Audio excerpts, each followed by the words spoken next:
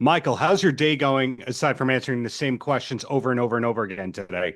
Well, you're my first guy, so you're the first person I'm talking to, so I haven't answered any of them over and over again. So it's going to be fresh. You're going to get the best version of me. I promise I won't roll my eyes. It's going to be great. Yet. First Yeah. question. Does anyone get to call you MPJ or are you Yes. Mike to everybody once you get to know Michael Patrick Jann? No, MPJ is a very frequent nickname for me throughout, throughout years. You're free to call me that if you would like. Well, MPJ, thank you for taking the time. My introduction to you, like millions of people, was the state. Ah, Now, mm. what you're doing these days is very different from the state, even if you're working with people like Kevin regularly. But was the long-term goal to be able to do horror and more dramatic things? Well, long-term goal makes it sound like I had a plan, which is very flattering.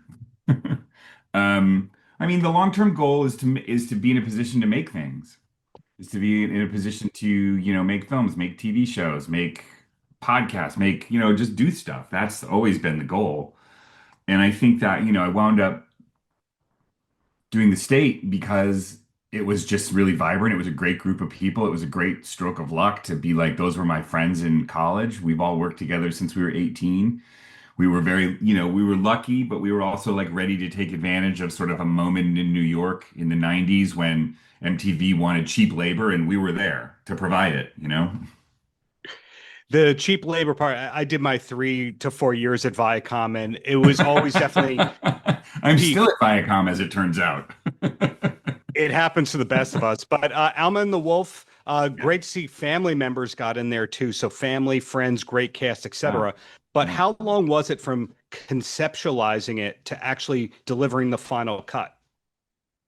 Well, I first read Abby's script before I even made my previous movie, Oregon Trail. So it was one of the scripts that was in contention to make it at that time. And we decided to make the Western, Oregon Trail instead. And once we were done with that, and Paramount was really happy with it, and it did really well, and there was a chance to make another movie, we came forward with that one, and spent maybe 5 or 6 months rewriting it, and then jumped right into production. It was really only it only took let's see, from it to be done to the initial sort of like this is what I want to do. It was probably only a year and a half, maybe 2 years.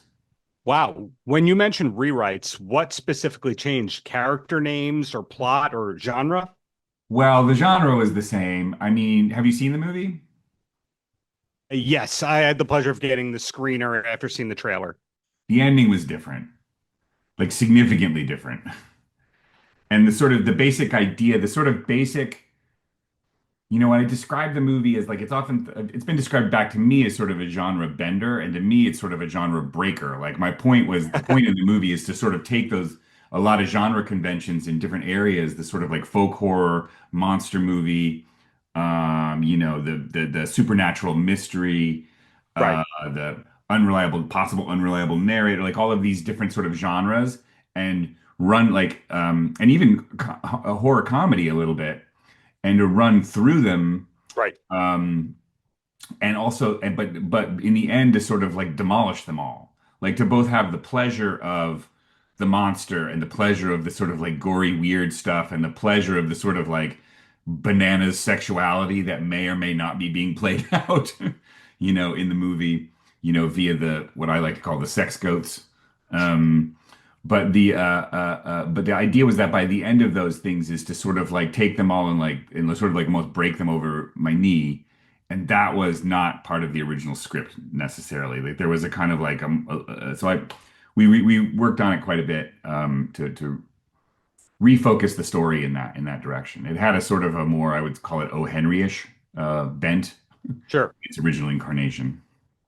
And in terms of where things are filmed these days, you can never tell what's what. There's that Las Vegas set in New Mexico and something Right. that's filmed in upstate New York, they say is Utah, etc. Where was this film made? I can't It easily was tell. filmed on the Oregon coast for real. Um, that was the idea. Well, it wasn't originally, so the original script was set in like Iowa or something like that. Mhm. But my producing partner and I, when in approaching our projects, part of the selection process and the part of the production process is like, well, where do we want to go spend some time?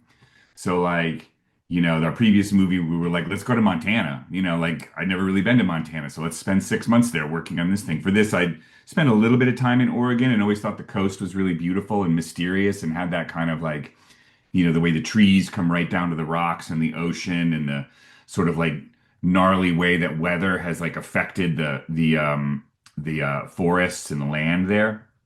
That kind of gnarly interaction between the subconscious of the water and the consciousness of the trees, all of that. So we decided like that would be a cool place to spend, the winter.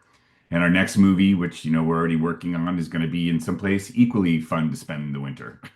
So So you just answered the last thing that I was going to ask is there another movie or is this the swan song? So I'm glad to hear swan song. Good Lord, I hope not. I'm glad to hear there's another one coming soon. Looking forward to that. And Michael, Yeah. thank you for the years of great art, whether it's funny or horror driven or dramatic. Thank you for being you, Oh, MPJ. well, that's awfully nice. Thank you. Thanks. Great interview. Nice, really nice to meet you.